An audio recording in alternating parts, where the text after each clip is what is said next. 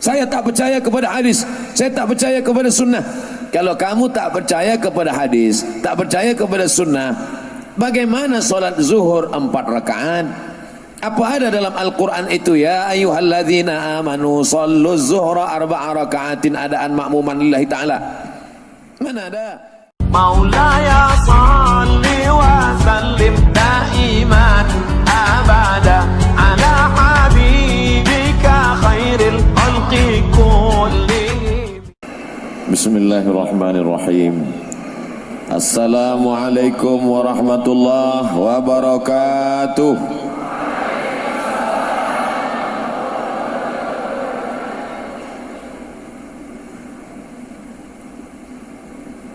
Anak raja pergi menyelam menangkap ikan. Dari bunyi sambutan salam nampaknya belum makan. Saya sebenarnya tak nak berpantun, tapi dalam tradisi Melayu bila ada pantun mesti dijawab. Untuk mengambil syarat itu saja sebenarnya. Anak raja memakai katun, katun dipakai di kayu arah. Saya tak lagi berpantun, sudah dibawa pengacara. Yang sama-sama kita hormati dan insya-Allah dimuliakan Allah Subhanahu wa taala, Rektor College University Islam Selangor beserta para timbalan, dekan, pensyarah, pelajar-pelajar. Tak dapat saya sebut satu persatu, yang besar tak dihimbau gelar, yang kecil tak disebut nama. Insya-Allah kita semua dimuliakan Allah Subhanahu wa taala. Amin ya rabbal alamin. Malam ini tajuk kita adalah sunnah, pengamalan dan cabaran di tengah masyarakat. Pertama saya ingin nak jelaskan makna sunnah dulu. Sunnah artinya kebiasaan. Jadi kalau ada seorang selepas makan dia merokok, selepas makan dia mengisap rokok, selepas makan dia hidupkan rokok, maka merokok selepas makan itu sunnah. Kita belum masuk lagi sunnah Nabi, bukan sunnah Nabi. Sunnah siapa? Sunnah dia lah. Sunnah. Ada seorang perempuan, bila dia nak pergi ada jemputan, dia pakai lipstick. Bila dia nak pergi walimah, dia pakai lipstick. Maka memakai lipstick itu sunnah, tapi bukan sunnah Nabi, kebiasaan. Oleh sebab itu orang menterjemahkan sunnah dalam bahasa Inggris adalah tradition, tradisi, kebiasaan. Adapun yang dimaksud dengan sunnah Nabi Muhammad sallallahu alaihi wasallam ada 5. Ma udhifa ila Nabi sallallahu alaihi wasallam min qaulin aw fi'lin aw taqririn aw sifati khalqiyatin wa khuluqiyatin min ba'di bi'satihi ila wafatihi sallallahu alaihi wasallam. Ma udhifa ila Nabi sallallahu alaihi wasallam min qaulin aw fi'lin aw taqririn aw sifati khalqiyatin wa khuluqiyatin min ba'di bi'satihi ila wafatihi sallallahu alaihi wasallam. Kita akan jelaskan 5. Sunnah pula dalam hadis dikatakan man sanna fil islami sunnatan hasanatan falahu ajruha wa wizru man fawalahu ajruha wa ajru man amila biha min ba'dih. Jadi sunnah ini ada 2. Yang baik-baik sunnah hasanah, yang tak baik sunnah sayyi'ah, maka disebut dengan sunnah. Makanya ada namanya Fakulti Usuluddin Jabatan Quran Sunnah. Di Jakarta ada namanya Darus Sunnah, dar rumah, sunnah tempat belajar sunnah. Rumah tempat belajar sunnah disebut dengan Darus Sunnah. Tapi tempat saya belajar di Maghribi dulu, di Rabat, namanya Darul Hadis. Apa beza hadis dengan sunnah? Hadis baharu, lawan daripada baharu qadim. Untuk membezakan mana yang qadim, mana yang baharu, yang qadim itu Quran. Sedangkan penjelasannya dari hadis Nabi, wa anzalna ilaika dzikra, aku turunkan kepadamu az-dzikra Al-Quran, litubayyina linnas, penjelasan isi Al-Quran itu, itulah dia hadis. Sunnah Rasulullah SAW. Maka disebut ini kitab hadis, ini kitab sunnah. Setengah ada yang mengatakan hadis muradif dengan sunnah. Hadis sunnah, sunnah hadis sama saja. Tapi ada pula yang membezakan. Hadis itu apa? Sejak mula Nabi lahir hingga meninggal. Sedangkan sunnah sejak Nabi dapat wahyu hingga meninggal. Kalau begitu lebih luas hadis daripada sunnah. Bagi yang membezakan, di antara yang membezakan itu adalah Syekh Malibari. Di mana letak sunnah-sunnah ini? Sunnah berada di kepala sahabat, sebab mereka melihat Nabi SAW. Mereka hidup bersama Nabi, mereka perang bersama Nabi, mereka menengok gigi Nabi patah, mereka menyaksikan bagaimana Nabi berwudu. Hadis tentang wudu diriwayatkan oleh Sayyidina Utsman ibnu Affan. Dia masukkan tangannya, dia bagi tahu bagaimana cara berwudu. Beginilah aku menengok, memandang, melihat Nabi Muhammad sallallahu alaihi wasallam. Lalu kemudian hadis-hadis ini ditulis sejak masa zaman Nabi Muhammad sallallahu alaihi wasallam. Ada seorang sahabat namanya Amr bin As. Amr bin As punya anak namanya Abdullah bin Amr bin As radhiyallahu anhuma. Apa kata Abdullah bin Amr bin As? Aku orang paling banyak menghafaz hadis Nabi sallallahu alaihi wasallam, dan itu diakui oleh Sayyidina Abu Hurairah radhiyallahu anhu. Kata Abu Hurairah, aku banyak menghafaz hadis, tapi Abdullah bin Amr bin As lebih banyak lagi. Kenapa? Li'annahu yaktub wa ana la aktub. Karena Abdullah bin Amr bin As menulis, sedangkan Abu Hurairah tidak menulis. Dulu manakala Abdullah bin Amr bin As menulis hadis-hadis Nabi Muhammad sallallahu alaihi wasallam, orang-orang Arab berkata, "Mengapa engkau tulis?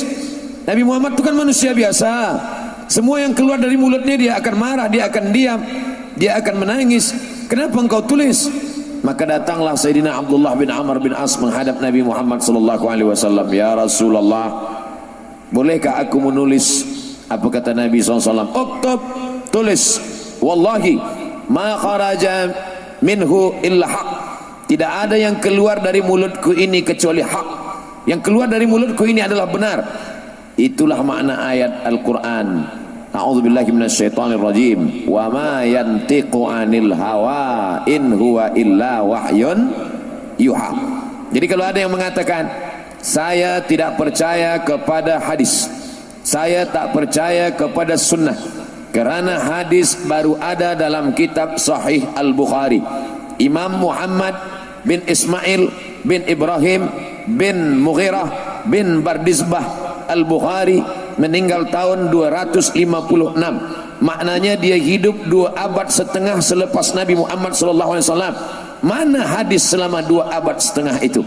Aku tak percaya kepada hadis, sebab selama 2 abad setengah hadis tak ditulis, hadis sudah hilang. Itu hanya dibuat orang pada abad ketiga. Bila ada orang semacam ini, kita bagi tahu pada dia, engkau kalau bodoh, bodoh saja, jangan ajak orang lain. Hadis sudah ditulis pada zaman Nabi Muhammad sallallahu alaihi wasallam. Manakala tahun ke-8 Hijrah, Nabi datang ke kota Makkah Al-Mukarramah membawa 10.000 pasukan dipimpin oleh panglima perang bernama Sa'ad bin Ubadah.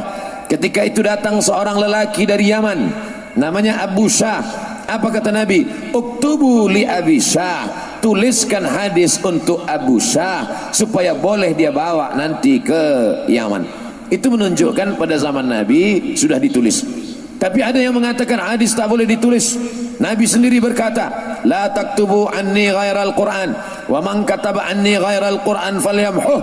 Jangan tulis selain daripada Quran. Siapa yang menulis selain Quran maka hapuslah. Tak boleh menulis hadis. Fahami dengan baik. Kenapa dia izinkan pada Abdullah bin Amr bin As? Kenapa dia suruh tulis untuk Abu Syah? Kenapa tiba-tiba dia mengatakan tak boleh menulis? Maka ulama mengkaji. Rupanya Nabi melarang menulis hadis 1 safhah, 1 page, 1 muka surat bersatu antara hadis dengan Al-Quran. Khaufal iltibas, khawatir bercampur aduk bagi yang tidak hafaz mana hadis, mana Quran, mana ayat, mana sunnah. Tak boleh dia membezakan. Maka kata Nabi, kalau khaufal iltibas, takut bercampur aduk, jangan tulis. Siapa yang menulis hadis dalam ayat Quran, hapus. Tapi bagi siapa yang aman daripada iltibas, silakan menulis. Itu yang disampaikan oleh para ulama. Maka kita hari ini tinggal membaca saja.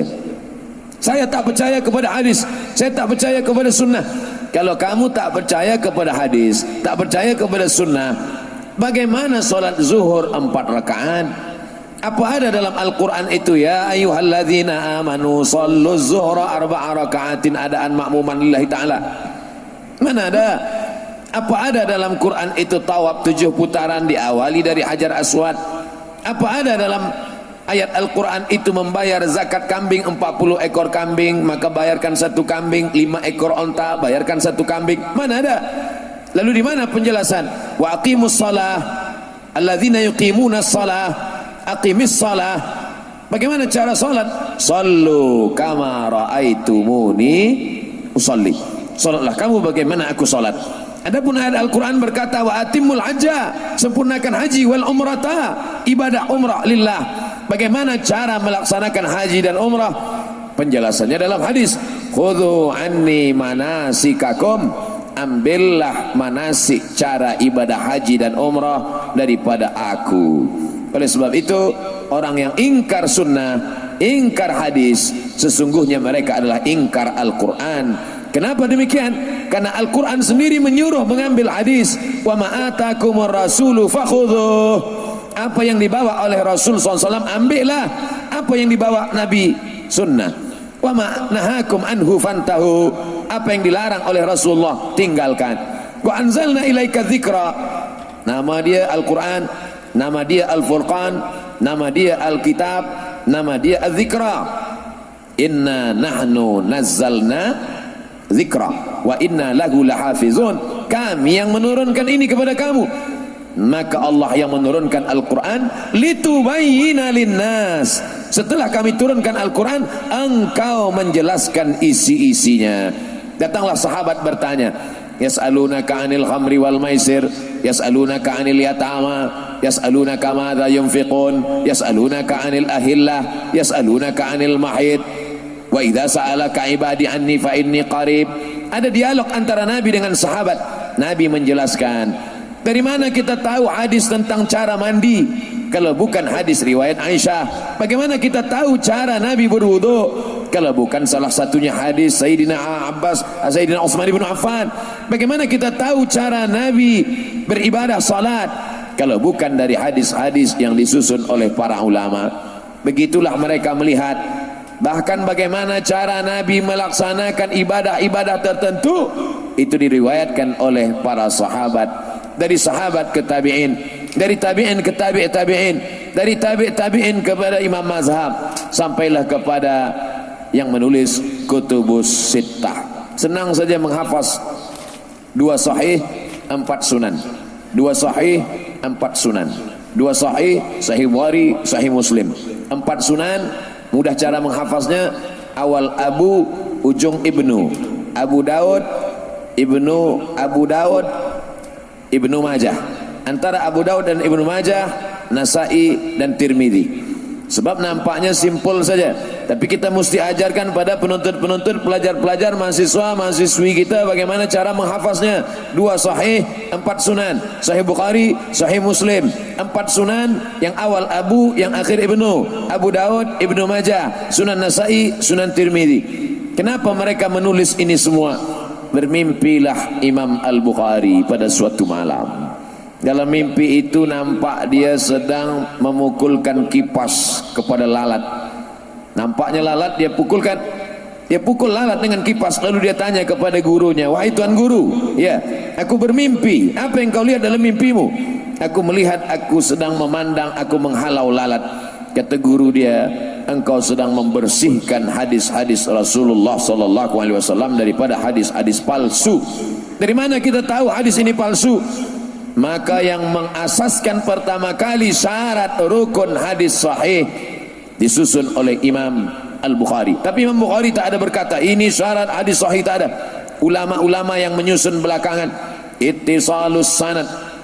Apa itu hadis sahih? Mattasala sanaduhu biriwayatil adlid dhabit anil adlid dhabit ila muntahahu wa salima minas syuzuz wal ilal. Hadis sahih adalah syarat pertama ittisalus sanad. Sanadnya mesti bersambung. Yang kedua, adalatul rawi, rawinya mesti adil. Yang ketiga, dhabtur rawi, rawinya mesti punya ingatan yang kuat. Yang keempat, salamatun minas syuzuz, tak boleh ada syaz. Apa itu syaz? Mukhalafatus thiqah liman huwa awthaq minhu. Ada rawi yang thiqah, tapi ada rawi yang lebih thiqah, tak boleh mukhalafah. Kalau dia mukhalafah, maka dia syaz. Yang keenam, yang kelima, minal illah, tak boleh ada illat. Sababun khafiyun yaqdah fi sihhatil hadis. Ada sebab kecil saja, begitulah telitinya mereka.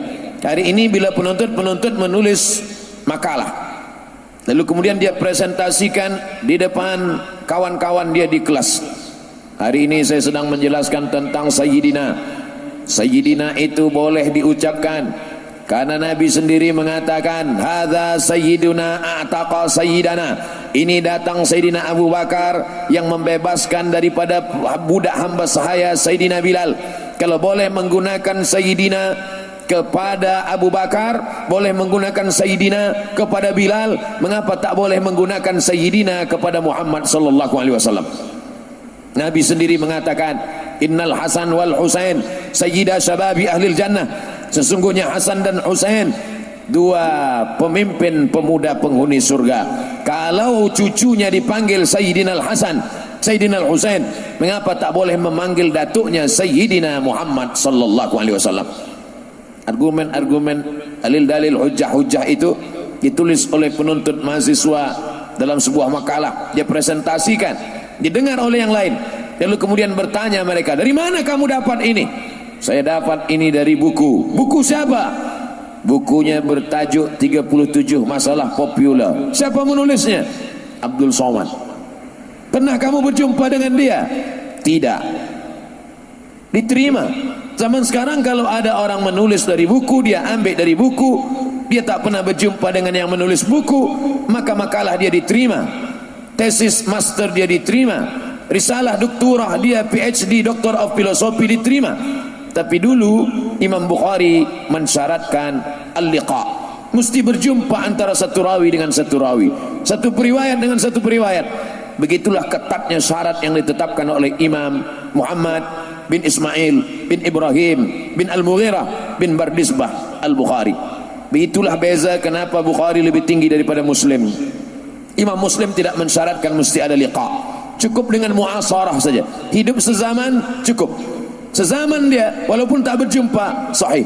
Tapi Imam Bukhari tak begitu, mesti ada subutul liqa wal muasarah. Dari mana kamu dapat hadis ini? Dari Imam Bukhari. Imam Bukhari dapat dari siapa? Dari Abdullah bin Maslamah. Berjumpa Imam Bukhari dengan Abdullah bin Maslamah, berjumpa. Abdullah bin Maslamah dapat dari siapa? Dari Malik bin Anas. Berjumpa Malik bin Anas dengan Abdullah bin Maslamah, ya, murid dia, belajar dengan dia. Imam Malik bin Anas dapat dari siapa? Dari Abu Zinad. Abu Zinad dapat dari siapa? Dari Al-A'raj. A'raj dapat dari siapa? Dari Abu Hurairah. Abu Hurairah dapat dari siapa? Dari Nabi Muhammad. Berjumpa Abu Hurairah dengan Nabi, ya, dia Islam tahun ke-7, 3 tahun dia bersahabat dengan Nabi, makan dengan Nabi, ikut dengan Nabi. Man bassata rida'ahu, siapa yang membentangkan sorbannya sampai aku menyampaikan hadisku ini, fala yansa ma sami'a minni abada, maka dia tidak akan lupa apa yang dia dengar dariku selamanya. Maka sahabat yang pertama membentangkan sorbannya adalah Sayyidina Abu Hurairah radhiyallahu an. Duduk Nabi menyampaikan hadis-hadisnya. Selepas Nabi menyampaikan hadis, lalu datang Abu Hurairah menggulung sorban itu. Maka apa kata Abu Hurairah? Sejak saat itu aku tak pernah lupa apa yang aku dengar dari baginda Nabi Muhammad sallallahu alaihi wasallam. Semuanya berjumpa, mendengarkan, mengambil hadis.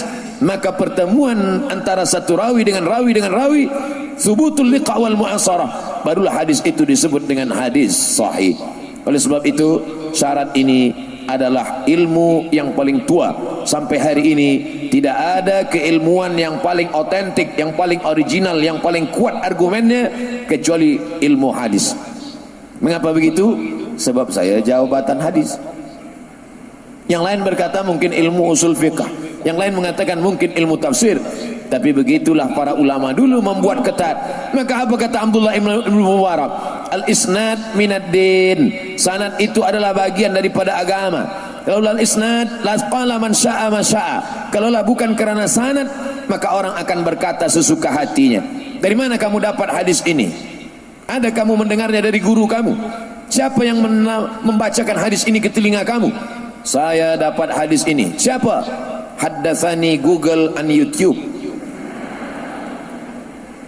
Oleh sebab itu maka mendengarkan ulama membacakan hadis, bahkan mereka memilihkan kata yang begitu halus. Satu mengatakan haddatsana, satu mengatakan akhbarana. Makanya kalau ada orang yang boleh, pandai, mahir berbahasa Arab, dia terjemahkan kitab hadis tapi dia tak mengerti istilah-istilah dalam ilmu hadis, maka dia mungkin terkeliru dan tersalah. Bahasa Arab dia mantap, dia terjemahkan haddatsana, telah menceritakan kepada kami. Karena dia ambil kamus, dia tengok haddatsa yuhaddisu, menceritakan. Akhbarana, telah mengkabarkan kepada kami, telah memberitakan kepada kami. Karena dia tengok kamus, akhbara yukhbiru ikhbaran, akhbarana, telah mengkabarkan kepada kami. Padahal apa kata Imam Muhammad bin Idris Asy-Syafi'i? Idza qara'a 'alaika faqul haddatsana wa idza qara'ta 'alaihi faqul akhbarana. Idza qara'a 'alaika faqul haddatsana. Kalau gurumu membacakan hadis kepadamu, maka kamu meriwayatkannya haddatsana. Wa idza qara'ta 'alaihi, kalau kamu yang membacakan hadis, gurumu mengangguk mengiyakan, maka kamu meriwayatkannya akhbarana. Sekarang saya bacakan satu hadis. Anis sahabi al-jalil, dari sahabat Nabi yang mulia, Abdullah bin Amr bin As. Qala Rasulullah sallallahu alaihi wasallam, ar-rahimuna yarhamuhumur rahman, irhamu man fil ardi yarhamukum man fis sama. Saya membacakan, penuntut mendengar, maka manakala meriwayatkannya, maka katakanlah haddatsana Abdus Samad. Tapi bila penuntut membaca, Abdul Samad mendengar, penuntut membacakan kitab, anis sahabi al-jalil Abdullah bin Amr bin As anin Nabi sallallahu alaihi wasallam qala Rasulullah sallallahu alaihi wasallam, ar-rahimuna yarhamuhumur rahman, irhamu man fil ardi yarhamukum man fis sama. Gurunya diam mendengar, maka saat itu murid penuntut meriwayatkan hadis dengan berkata akhbarana Abdul Samad. Sampai pada memilih kata haddatsana dan akhbarana pun ada rahasia-rahasia di balik itu. Itulah mengapa ilmu itu disebut dengan ilmu mustalahul hadis. Dia disebut juga dengan ulumul hadis. Kenapa disebut ulum? Kenapa tidak ilmul hadis? Karena di dalamnya ada ilmu jarah wa ta'dil, ilmu rijal, ilmu sanad, ilmu takhrij, ilmu mukhtaliful hadis, ilmu muskilul hadis, ilmu athar. Di dalamnya pula ada yang terkait dengan ilmu nasikh wal mansukh. Karena banyak ilmu-ilmu di dalamnya, maka disebut dia dengan ulumul hadis. Dia disebut juga dengan ilmu mustalah. Kenapa mustalah? Karena di dalamnya bukan lughatan, tapi yang dipakai adalah istilahan. Hasan, baik, tapi hasan dalam ilmu hadis bukan baik. Hadza hadisun hasan. Man shalla subha fi jama'atin, siapa yang salat subuh berjamaah, summa qa'ada yadhkurullah, selepas salat subuh berjamaah dia duduk berzikir mengingat Allah, hatta tatlu asyam, sampai terbit matahari, summa yusalli rak'ataini, selepas itu dia salat sunat 2 rakaat, kanat lahu ka ajri hajjatin wa umrah, maka dia mendapatkan haji seperti haji dan umrah. Tamah, sempurna. Apa kata Imam Abu Isa At-Tirmidzi dalam kitab Jami' At-Tirmidzi, populer juga dengan nama Sunan At-Tirmidzi? Hadza hadisun hasan. Buka kamus. Hadza, ini hadis hasan, baik. Hadza hadisun hasan, ini hadis yang baik-baik. Oh, kalau begitu ada hadis tak baik. Padahal yang dimaksud adalah beza antara sahih dengan hasan tipis saja, sikit saja. Kalau sahih cukup 5 syarat, ada sanad, rawi adil, rawi dhabit, kuat ingatan, tidak ada syaz, tidak ada illat.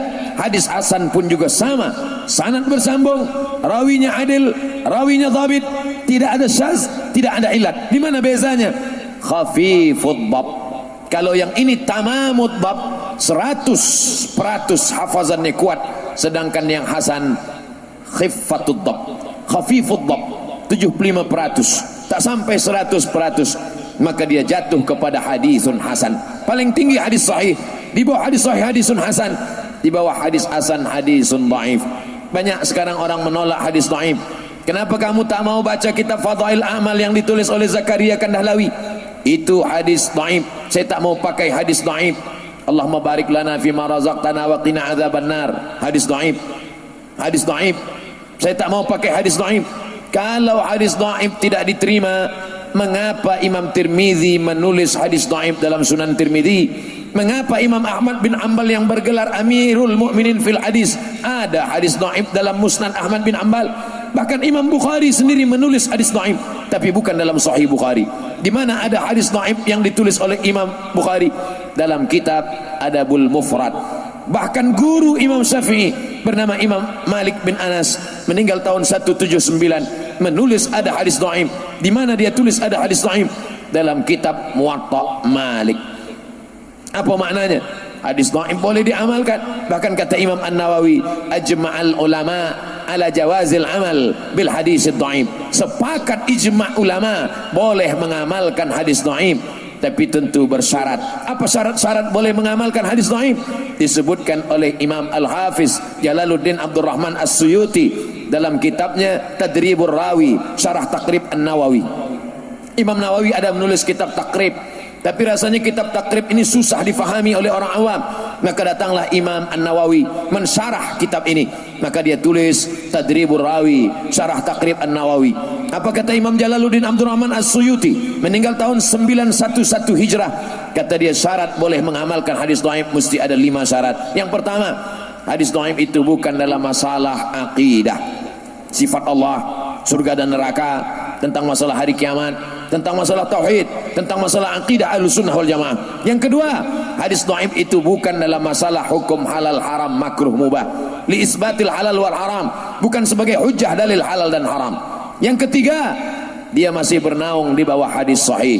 Yang keempat, tidak ada periwayatnya yang kadzab. Karena kalau ada periwayatnya rawinya kadzab, maka hadis itu bukan dhaif tapi hadis maudhu'. Yang kelima, fadail amal, motivasi memberikan fadail amal. Utlubil ilma walau bisin, tuntutlah ilmu walau ke negeri Cina. Datanglah seorang mubaligh, seorang ustaz memberikan tazkirah di masjid. Assalamualaikum warahmatullahi wabarakatuh. Para jamaah sekalian, mari kita kirim anak-anak kita untuk menuntut ilmu fi sabilillah, kerana Nabi pernah bersabda, utlubil ilma walau bisin, tuntutlah ilmu walau ke negeri Cina. Datang seorang penuntut tegak, wahai ustaz, itu hadis dhaif, tak boleh diamalkan.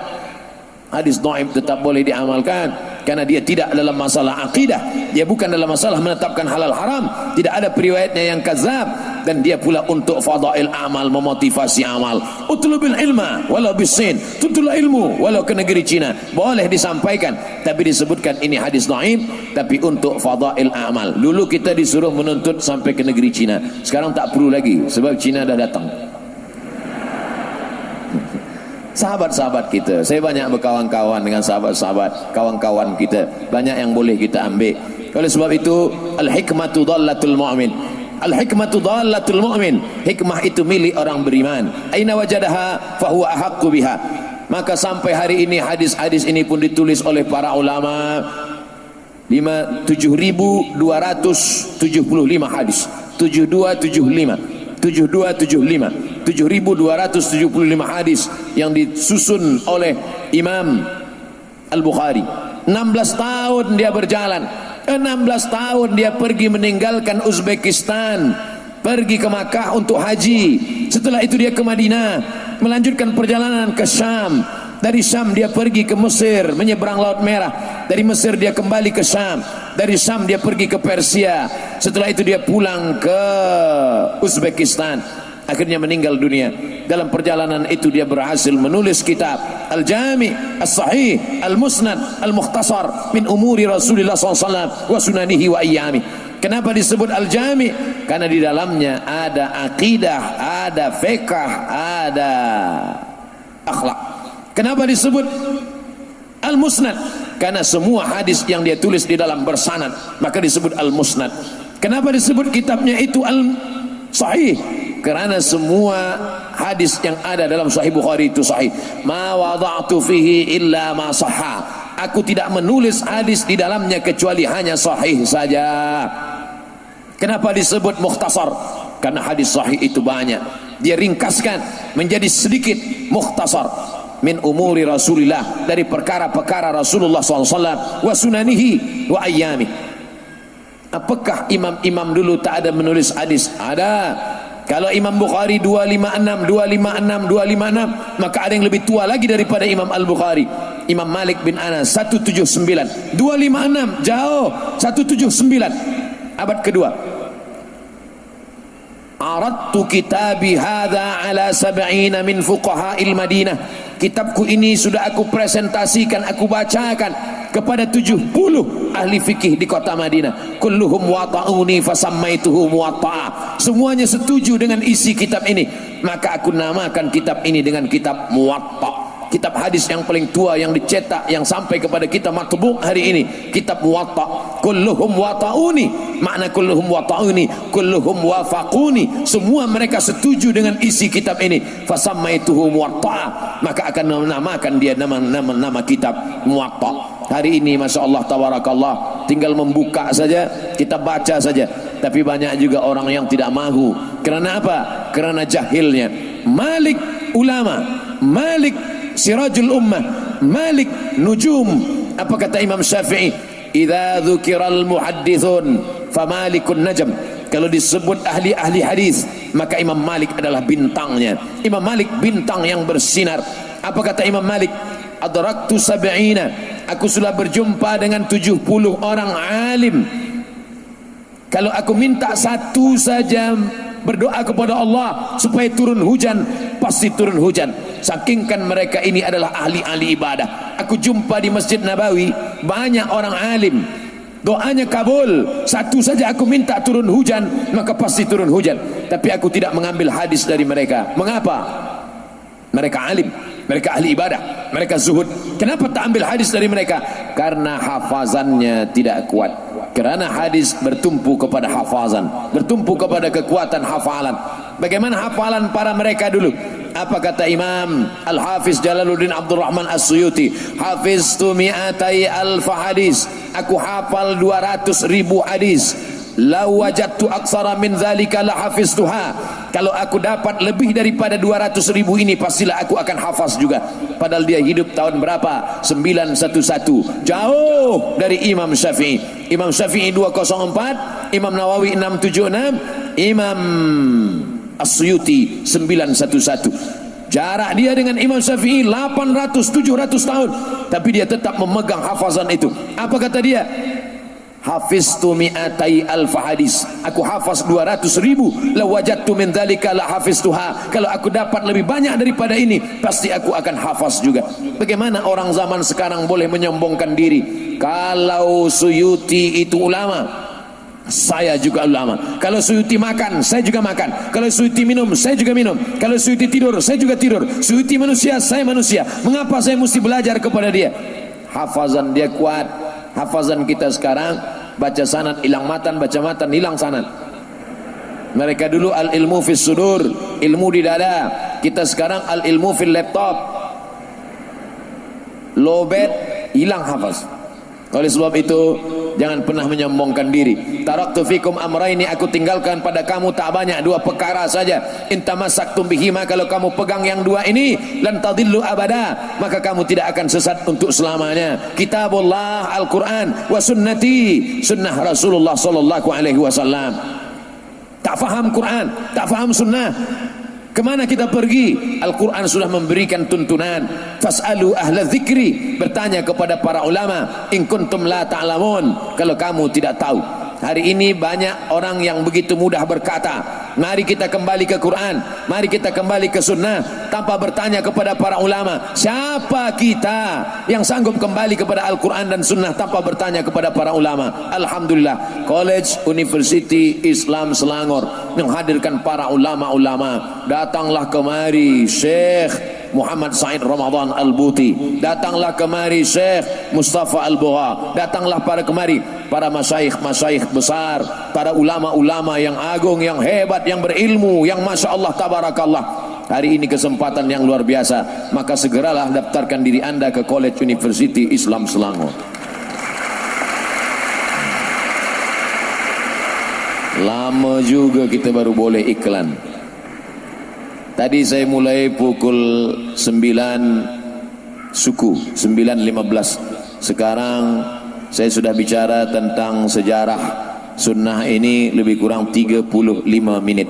Sunnah, sejarah sunnah, ulama-ulama sunnah. Sekarang bagaimana pengamalannya di tengah masyarakat. Kata Nabi SAW, alaikum bisunnati, hendaklah kamu mengamalkan sunnahku, wa sunnatil khulafa'ir rasyidin al-mahdiyyin min ba'di, sunnah para khulafa' rasyidin sesudah aku, addu 'alaiha bin nawajiz, gigit pakai gigi geraham. Kalau kamu memegang sunnah jangan pegang pakai tangan, karena kalau pakai tangan boleh lepas. Gigit pakai gigi geraham. Bagaimana menggigit pakai gigi geraham? Gigitlah. Gigit. Petir menyambar takkan lepas. Kalau dengan tangan lepas, dengan tangan lepas. Tapi kalau sudah digigit, addu 'alaiha bin nawajiz. Makna gigit dengan kuat, pegang dengan kuat ini maksudnya peganglah sunnah, peganglah hadis. Sekarang banyak juga orang pegang kuat, yang dipegangnya kuat duit hingga tak keluar masuk ke kotak. Peganglah dengan kuat. Yang saya maksudkan dengan sunnah-sunnah Rasulullah itu terbagi kepada dua. Yang pertama sunnah yang zahir, yang tampak di mata. Yang kedua adalah sunnah yang maknawi. Yang satu sunnah yang nampak di mata, zahir. Yang satu sunnah maknawi. Adapun sunnah yang zahir ini tidak semuanya wajib, tapi dilaksanakan baik.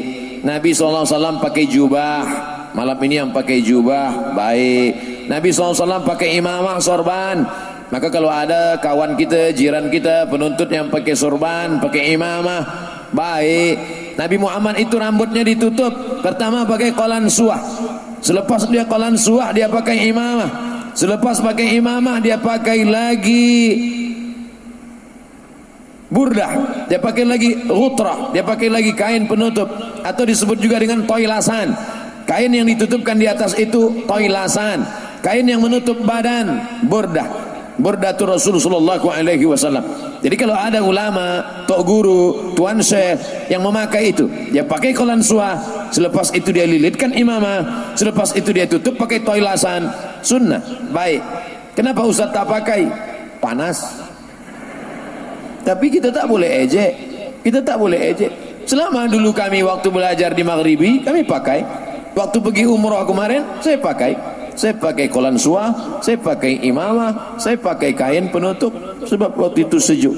Tapi saya tak salahkan orang yang menggunakan itu. Kenapa? Karena dia ikut sunnah Rasulullah sallallahu alaihi wasallam. Tapi Nabi tak ada wajibkan. Tidak semua perbuatan Nabi itu wajib. Kalaulah memakai jubah itu wajib, lawan dari wajib haram. Pakai sunnah wajib. Rektor pakai sunnah wajib. Pakai jubah wajib. Kalau pakai jubah wajib berarti pakai batik haram. Karena lawan daripada wajib adalah haram. Tidak. Kalau perintahnya kuat, wajib. Kalau perintahnya tak kuat, sunat. Kalau larangannya kuat, haram. Kalau tak kuat, makruh. Tak suruh, tak dilarang, mubah. Saya ulang sekali lagi. Perintahnya kuat, wajib. Tak kuat, sunat. Larangannya kuat, haram. Tak kuat, makruh. Tak disuruh, tak dilarang, mubah. 5 kotak ini jangan kita ubah-ubah. Itu sudah ditetapkan ulama. Yang hendak pakai imamah, baik. Yang hendak pakai toilasan, baik. Yang hendak pakai jubah, baik. Yang hendak pakai burdah, baik. Tapi mewajibkannya, maka kita sudah mukhalif. Oleh sebab itu apa? Ini semua adalah memahami sunnah-sunnah Rasulullah sallallahu alaihi wasallam. Jangan kita berkelahi gara-gara ini. Kita berkelahi hanya kerana pakaian, nanti orang sudah masuk melalui perkelahian kita.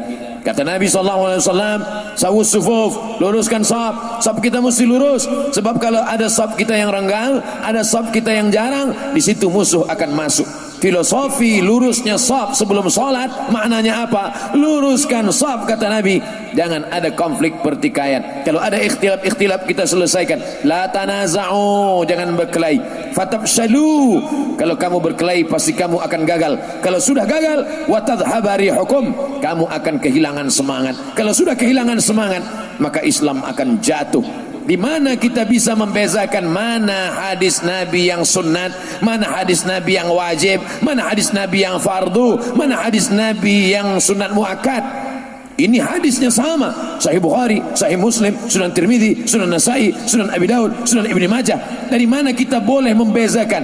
Ini hadisnya wajib, ini hadisnya fardu, ini hadisnya sunat muakkad, ini hadisnya sunan, ini hadisnya rukun, ini hadisnya maka mempelajari ilmu usul fiqh. Kalau orang hanya belajar hadis saja, tidak memahami mendalami ilmu usul fiqh, maka dia tidak tahu membezakan mana taqyidul am, mana takhsisul am, mana taqyidul mutlaq, mana hadis yang am, mana hadis yang khas, mana taqyidul takhsisul am, mana taqyidul mutlaq, mana yang muqayyad, mana yang mutlaq. Apa kata Imam Ahmad bin Hanbal? Kami menghafaz hadis di Baghdad, di kota Baghdad kami menghafaz hadis, tapi kami tak boleh membezakan mana yang taqyidul mutlak, mana yang takhsisul am, sampai datang Muhammad bin Idris Asy-Syafi'i. Karena yang pertama kali menyusun usul fiqh adalah Imam Asy-Syafi'i. Dia punya murid namanya Rabi' Al-Muradi. Dia panggil Rabi', "Ta'al ya Rabi', Rabi', datang kemari." Imam Rabi' pun datang. "Uktub ar-risalah." Ar-risalah surat, tulis surat wahai Rabi'. Rabi' pun mengambil pena, dia ambil kertas, dia tulis ar-risalah. Imam Syafi'i bicara, dia tulis, dia tulis, dia tulis, dia tulis. Maka jadilah satu kitab. Itulah dia kitab ar-risalah, kitab usul fiqh yang paling tua di dunia. Ar-risalah dari mulut Imam Syafi'i ditulis oleh Imam Rabi' Al-Muradi. 300 muka surat. Hari ini kita menulis 300 muka surat bertahun-tahun. Copy paste, copy paste, copy paste. Wasta'inu bil Google wal YouTube. Masya Allah, tabarakallah, begitu jauhnya ilmu kita dengan mereka. Siapa yang memahami kitab-kitab yang tua ini? Kitab Ar-Risalah umurnya sekarang berapa? 1200 tahun. Kitab Ar-Risalah umurnya 1200 tahun. Coba cari kitab novel bahasa Melayu yang umurnya 200 tahun. Ada yang faham. Jangankan untuk membaca kitab Ar-Risalah yang bahasa Arab dengan nahwu sharaf yang tinggi, dengan balaghah, ma'ani, badi' dan bayannya. Jangankan untuk memahami kitab Ar-Risalah, memahami kitab tenggelamnya kapal Van der Wijk, ayat-ayat cinta dan ketika cinta bertasbih pun banyak ikhtilaf. Padahal bahasa Indonesia, bahasa Melayu, bahasa kita, apalagi memahami kitab. Oleh sebab itu, ini adalah memahami Quran, memahami sunnah, memahami usul fiqh, memahami fiqh, memahami qawaidul fiqh. Satu-satunya jalan adalah, kuncinya adalah melalui bahasa Arab. Hari ini orang menggalakkan bahasa Inggris. Baik, tak salah. Saya juga tak bersetuju kalau ada orang melarang, jangan belajar bahasa Inggris. Belajarlah bahasa Arab, Quran bahasa Arab, hadis bahasa Arab, Nabi orang Arab. Kita mesti belajar bahasa Arab, jangan belajar bahasa Inggris. Bahasa Inggris bahasanya orang munafik, tak sesuai antara tulisan dengan bacaan. Oh, tak betul. Ini dhalla wa adalla, sesat menyesatkan. Kerana Nabi sendiri, apa pesan dia kepada sahabat Nabi namanya Zaid ibnu Thabit radhiyallahu an. Manakala Nabi SAW sampai ke kota Al-Madinah Al-Munawwarah, kemudian Nabi berkata kepada Zaid bin Thabit, "Wahai Zaid, belajar bahasa Yahudi."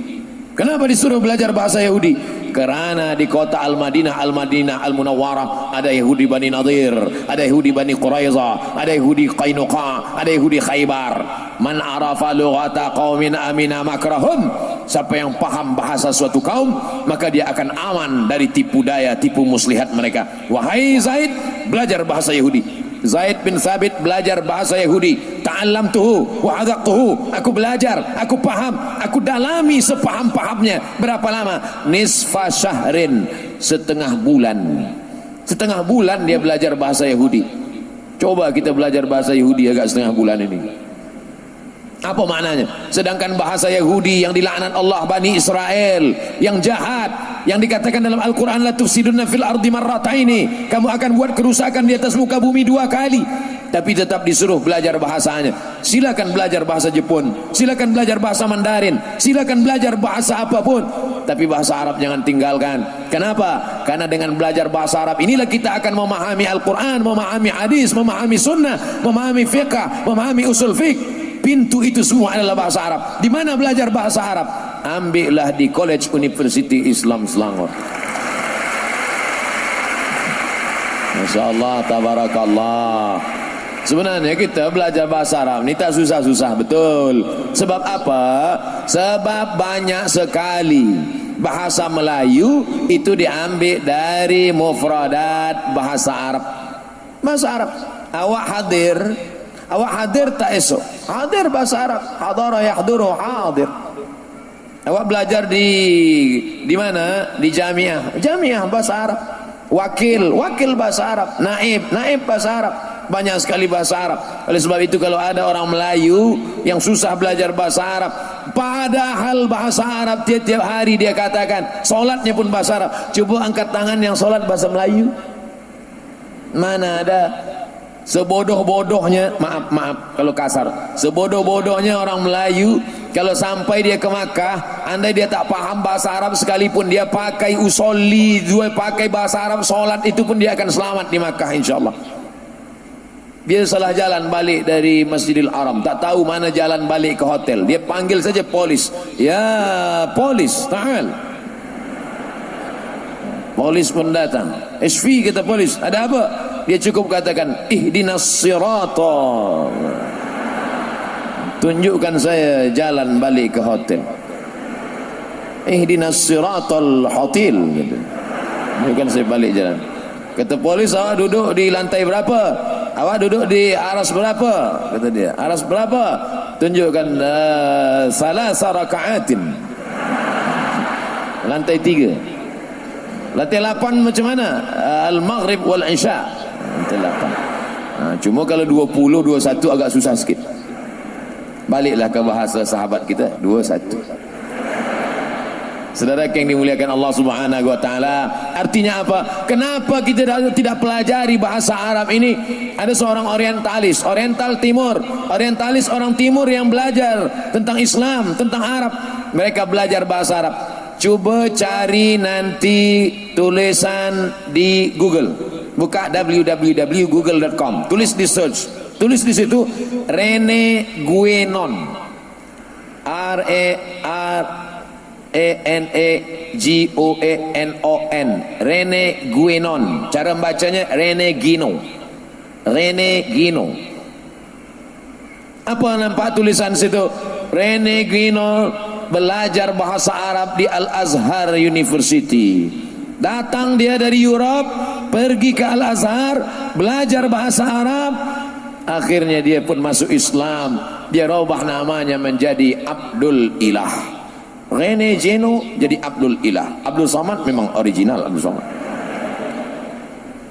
Betapa mereka dulu mempelajari bahasa-bahasa ini.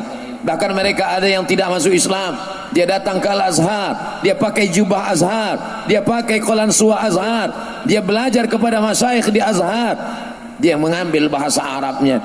Siapa yang menulis kamus Al-Mu'jam Al-Mufahras li Alfazil Hadis, kamus indeks ensiklopedia hadis, mencari hadis dalam 9 kitab: Sahih Bukhari, Sahih Muslim, Sunan Abi Daud, Sunan Nasa'i, Sunan Tirmidzi, Sunan Ibn Majah, Muwatta Malik, Sunan Ad-Darimi, Musnad Ahmad bin Hanbal.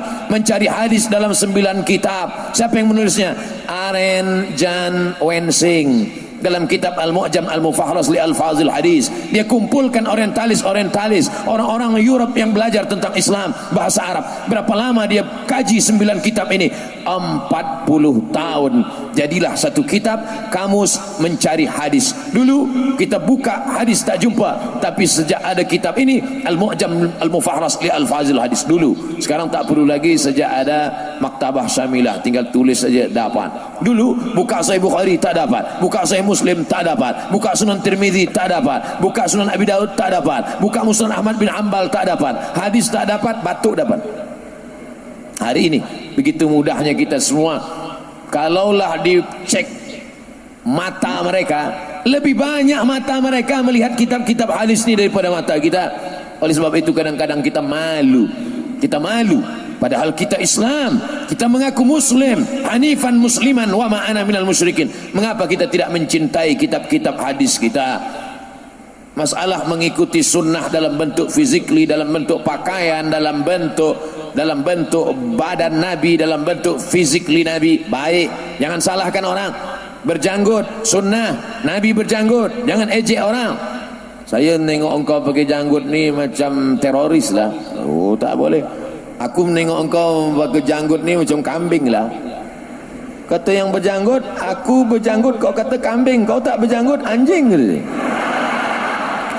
Berkelahi pula kambing sama anjing. Mohon maaf, saya cakap saya ni tak layak, tak kasar. Tapi macam mana lagi? Quran pun menyebut anjing juga. Al-kalbu was-saidu tanah. Oleh sebab itu maka ini kita mustilah fahami dia dengan baik, sebab ada ikhtilaf ulama tentang memahaminya. Apa kata Nabi sallallahu alaihi wasallam? A'ful liha waqsus syarib. Biarkan janggut panjang, potonglah kumis. Bentuknya fi'il amar. Apakah semua amar itu lil wujub? A'ful liha. Biarkan janggut. Waqsus syarib, potonglah kumis. Sebab masa itu di kota Al-Madinah Al-Munawwarah, orang Majusi janggutnya panjang, misainya kumisnya panjang. Orang Yahudi janggutnya panjang, kumis misainya juga panjang. Orang musyrik janggutnya panjang, kumisnya juga panjang. Orang kafir kumisnya panjang, janggutnya juga panjang. Bagaimana untuk membezakan? Sama-sama pakai jubah, sama-sama pakai sorban.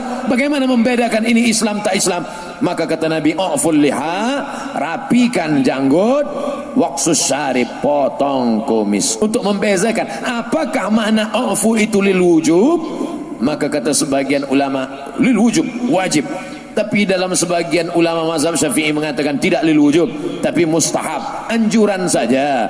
Oleh sebab itu kalau ada ulama berbeza pendapat, maka diambil pendapat itu. Selama dia ada dalam pendapat Ahlus Sunnah wal Jamaah, ambillah. Begitu kata Syekh Ali Jum'ah dalam kitab Al-Bayan lima yusghilul azhan, menjelaskan beberapa perkara masalah-masalah yang membingungkan, membuat masyarakat confused. Oleh sebab itu sunnah yang berbentuk fizikli, sunnah pakaian, sunnah badan, sunnah muka, sunnah wajah, menggunakan celak, menggunakan siwak. Laula an asyqa ala ummati, kalau tidak memberatkan bagi umatku, la amartuhum bis siwak, aku suruh mereka memakai siwak inda kulli shalah. Baik, tak salah. Jangan ejek orang, jangan katakan ini sudah ketinggalan zaman. Apalah awak ni pakai siwak lagi macam hidup 1000 tahun yang lalu saja.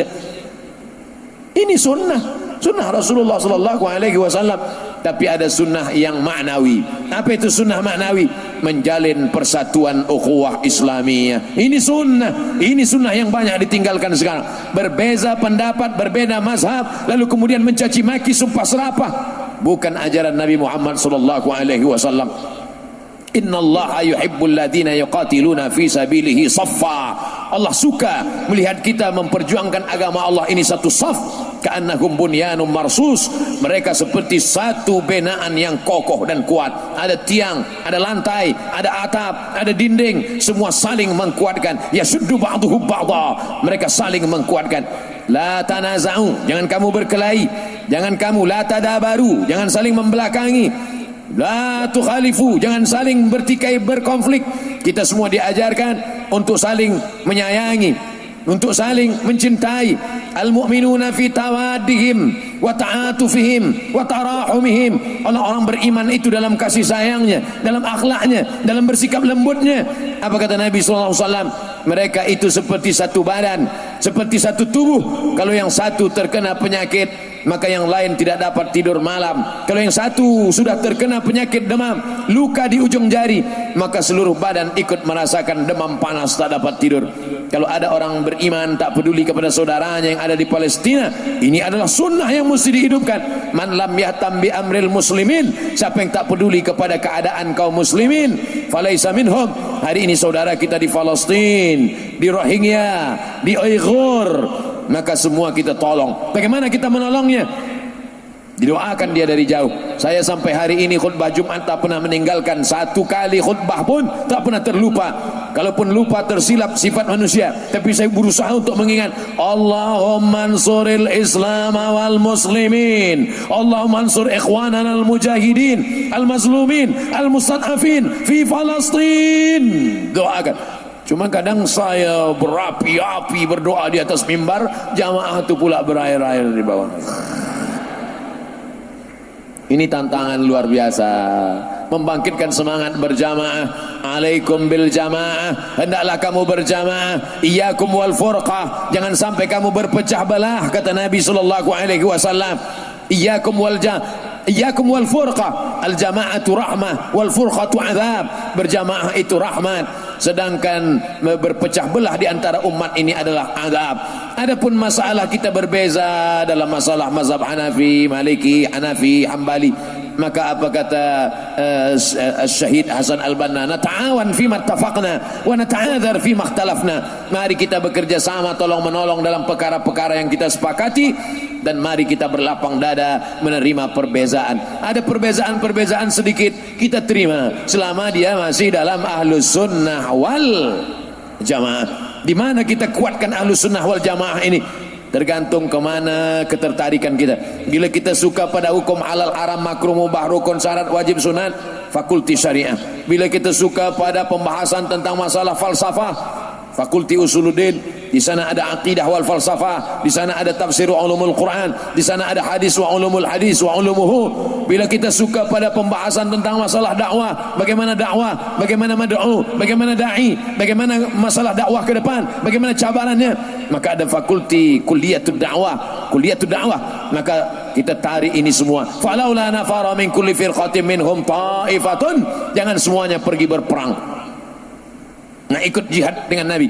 Allah melarang, falaula nafara min kulli firqatin minhum, jangan semuanya pergi berperang. Ta'ifatun, ada satu dua orang, liyatafaqahu fid din, dia mendalami ilmu agama bersama Rasulullah sallallahu alaihi wasallam. Gunanya untuk apa? Waliyunziru qaumahum, supaya nanti ketika dia kembali ke kampung halamannya, dia memberikan peringatan, membacakan ayat-ayat Allah, membacakan hadis-hadis Rasulullah, menjelaskan kepada umat ini halal, ini haram, ini boleh, ini tak boleh. Untuk apa? La'allahum yahdharun, mudah-mudahan umat ini menjadi umat yang takut kepada Allah Subhanahu wa taala. Kuntum khaira ummah, kamu akan menjadi umat yang terbaik, kata Allah. Ukhrijat linnas, umat yang paling baik yang pernah dikeluarkan di atas muka bumi ini, di hadapan manusia. Inilah dia umat-umat yang paling baik. Syaratnya apa? 3. Ta'muruna bil ma'ruf, ajak orang buat baik. Wa tanhauna 'anil munkar, larang orang daripada perbuatan mungkar. Wa tu'minuna billah, beriman kepada Allah Subhanahu wa taala. Mengajak berbuat baik, melarang dari perbuatan mungkar. Sunnah. Bagaimana tantangannya sekarang di tengah masyarakat? Kalau kita ajak orang sholat, dia tak marah. Kita ajak dia puasa sunat, dia tak marah. Kita ajak dia untuk berlaku adil, dia tak marah. Tapi kalau sudah kita larang dia dari perbuatan mungkar, kita larang dia daripada riba, kita larang dia daripada menjalin hubungan yang tidak halal, marah, emosi. Makanya tak seimbang antara amar ma'ruf nahi mungkar. Banyak orang lebih suka amar ma'ruf, kalau sudah nahi mungkar dia mulai takut. Apa kata Nabi sallallahu alaihi wasallam? Ini sunnah yang mesti dihidupkan di zaman modern. La ta'murun nabil ma'ruf, ajak orang berbuat baik. Wa la tanhauna 'anil munkar, larang orang daripada perbuatan mungkar. Kalau kamu tidak melakukan sunnah amar ma'ruf nahi mungkar, la yusikanna ayyab'atsallahu 'alaikum iqaban. Aku khawatir Allah akan menurunkan hukuman ketika hukuman itu datang. Summa tad'unahu, turun hukuman, turun azab, bumi bergoncang, langit tak lagi menurunkan air menjadi rahmat tapi menjadi laknat, banjir. Maka ketika gempa, gunung meletus, ketika azab itu datang, summa tad'unahu, kamu berdoa kepada Allah, ya Rab, aghithna ya Allah, fala yustajabu lakum, doa kamu tak dikabulkan. Kenapa doa tidak dikabulkan? Karena meninggalkan amar ma'ruf nahi mungkar. Ini adalah sunnah-sunnah yang mesti kita hidupkan pada zaman sekarang. Yang sanggup nahi mungkar dengan lidahnya, pakai lidah. Yang sanggup melakukan nahi mungkar dengan tangannya, pakai tangan. Man ra'a minkum mungkaran, siapa di antara kamu yang melihat kemungkaran, falyughayyirhu biyadihi, robah dengan tangan. Kalau tak sanggup dengan tangan, fabilisani, robah dengan lidah. Kalau tak sanggup dengan lidah, fabiqalbi, dengan hati. Tapi jangan lupa, yang dengan hati itu apa kata Nabi di ujung hadis? Baca hadisnya. Wa dzalika ad'aful iman, itulah dia selemah-lemah iman. Kenapa ketika kereta kita pilih yang paling kuat? Kenapa ketika rumah kita pilih yang paling kokoh? Kenapa ketika motorsikal kita pilih yang paling cepat? Tapi kenapa masalah iman kita pilih yang paling lemah? Wa dzalika ad'aful iman. Kenapa kamu tak melaksanakan nahi mungkar? Yang penting saya jaga diri saya dah lah, selamat saya cukup lah. Oh, dakwah ini kalau hanya amar ma'ruf saja orang tak marah, nahi mungkar, larang yang mungkar, barulah orang marah. Kenapa Abdul Somad banyak bully, banyak haters? Karena nahi mungkar, banyak orang yang marah. Kalau nak ingin selamat, bagilah tazkirah tentang sabar saja. Jamaah sekalian, mari kita sabar. Apapun yang terjadi, sabar. Anak darah kita dilarikan orang, sabar. Itu bukan dakwah. Dakwah adalah ud'u ila sabili rabbik, ajak orang ke jalan Allah bil hikmah, dengan cara yang santun, wal mau'izatil hasanah, suri tauladan yang baik. Kalau tak sanggup juga, dia mesti berdebat, wajadilhum, debat dia billati hiya ahsan, seperti yang dilakukan oleh Rahmatullah Al-Hindi dalam kitabnya Izharul Haq, menampakkan kebenaran. Maka ini semua adalah tanggung jawab kita bersama. Siapa itu orang-orang yang paling baik? Siapa orang yang paling baik? Bukan orang kaya. Siapa orang paling baik? Bukan orang yang punya kuasa. Siapa orang yang paling baik? Wa man ahsanu qawlan mimman da'a ila Allah wa amila salihah. Perbuatan yang paling baik adalah perbuatan yang mengajak ke jalan Allah Subhanahu wa taala. Yang ada di hadapan saya ini adalah penuntut-penuntut. Banyak orang yang khawatir, Ustaz Abdul Somad ceramah tazkirah jangan kuat-kuat betul, nanti kami khawatir Ustaz mati tiba-tiba. Abdul Somad tak takut mati. Kalau Abdul Somad mati, 1000 pengganti sudah siap di hadapan Abdul Somad. Betul? Takbir. Saya takbir ni nak jagakan yang mengantuk-ngantuk je. Sebab saya dah tazkirah 60 minit. Dia dah tengok Ustaz tu bercabang 2 dah, Ustaz nampak. Tadi saya mulai pukul 9 suku, sekarang dah sampai 10 suku, 60 minit. Rupanya kalau kita bicara di depan orang-orang berilmu yang hatinya bersih, 1 jam ni tak terasa rupanya. Masya Allah. Kata jamaah, Ustaz yang tak terasa, kami lama betul dah terasa. Seperti biasa, materi subjek 60 menit, baki sisanya adalah soal jawab. Bila ada soal-soalan saya jawab, yang boleh saya jawab, yang tak boleh saya jawab, sebab saya pun bukan alim betul, saya tak tahu betul. Yang saya tak tahu, soalan-soalan itu akan saya bawa balik ke Riau. Nanti saya akan jawab di sana melalui video, akan saya kirimkan, saya upload melalui channel Ustaz Abdul Somad Official. Jangan lupa subscribe, like and share.